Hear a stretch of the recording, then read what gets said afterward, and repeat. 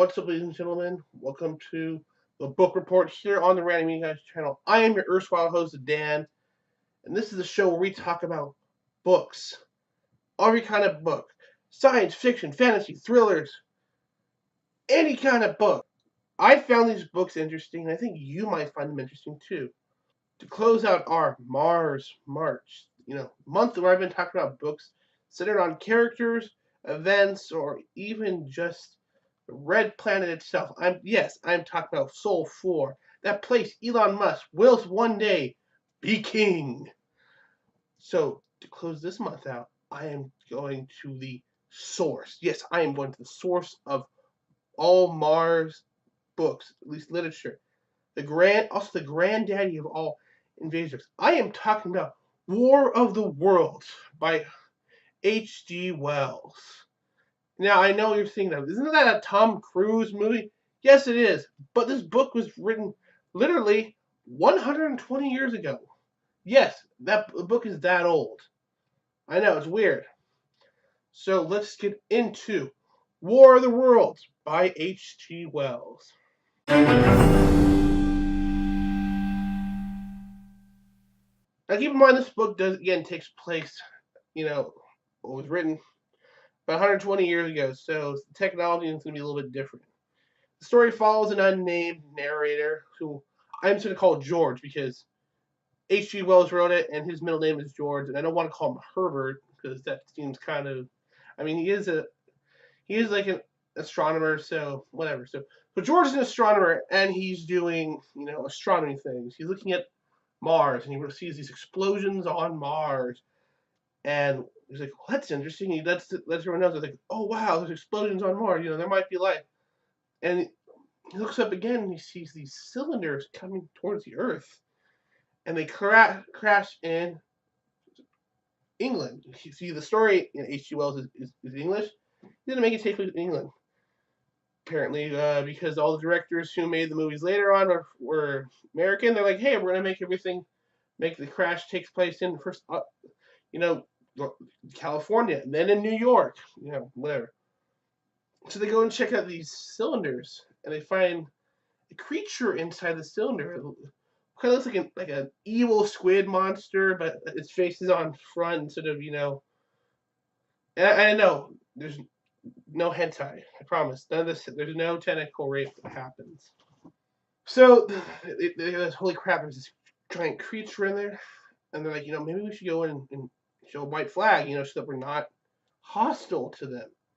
They show a white flag, and the aliens blast them with a Hearing. Now it turns like a gamma ray in the movies. How it was. They had to update the technology, and like, oh crap, these guys are attacking our people. So the military rolls out all their best weapons, and keep in mind, this is pre-World War I. So the best weapons they have are like artillery and cannons and early machine guns, water-cooled machine guns and rifles. So if you played Battlefield 1, you kind of know what I'm talking about. No planes and stuff. I'm not sure if they had any armor. It's been a while since I've read the book. So they go at it. They fire everything at the Martians' weapons platform. It does nothing. The Martian platform rises up on its tripod legs. If you've seen Tom Cruise one, then you know what it kind of looks like. And it basically starts going, firing, like blasting Surrey, because that's where this is, Surrey, England, and it starts spreading this thing called a black smoke. The black smoke is to be some sort of like chemical weapon, so it's designed to kill humans. We find that kind of the Martians are trying to kill humanity and take over Earth because Mars is kind of falling apart, and they want Earth as basically a new world. It's got more water. It's warmer, all that fun stuff. We learned something else about the Martians. They're also capturing humans and like liquefying them and like eating them, basically. They're eating her! And then they're going to eat me! Oh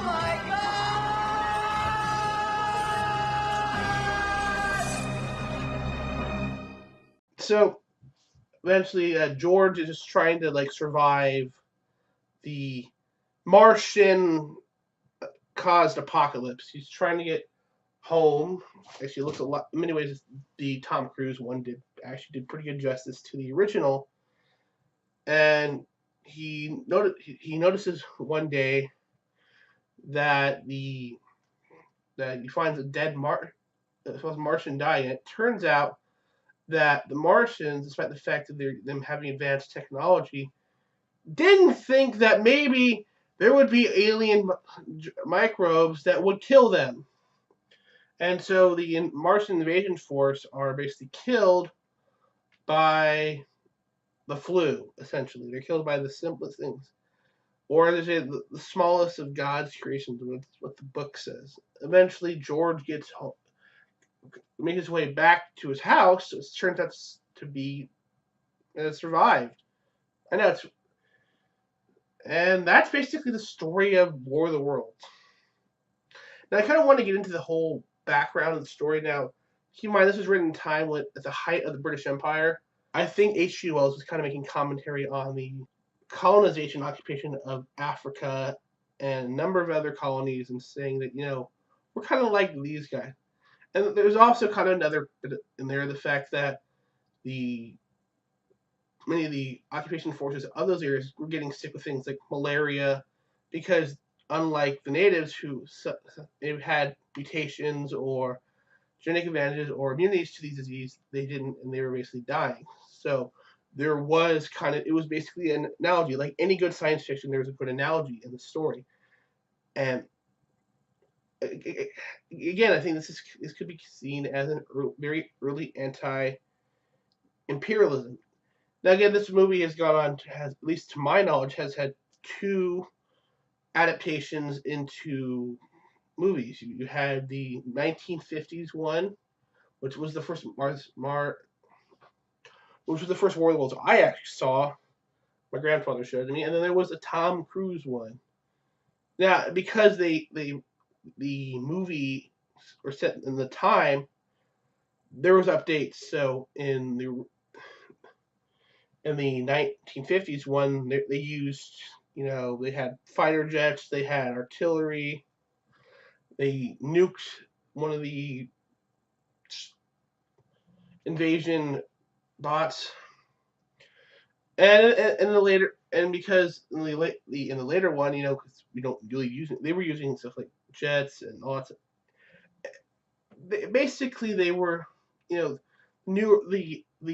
live action adaptations were a product of their time. And, again, you should check out the book. It's quite interesting. It's in many ways reminds me of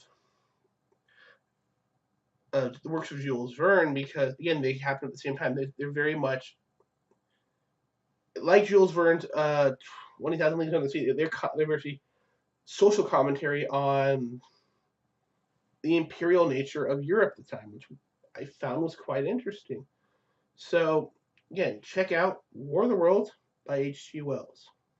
Everybody, thank you for watching this video. If you liked it, give us a thumbs up and subscribe to see more of our content. I release a video on the book report every Wednesday, and we do a podcast on our other channel, the Random Media Live Stream. Check that out too, and keep watching, and I will see you guys later.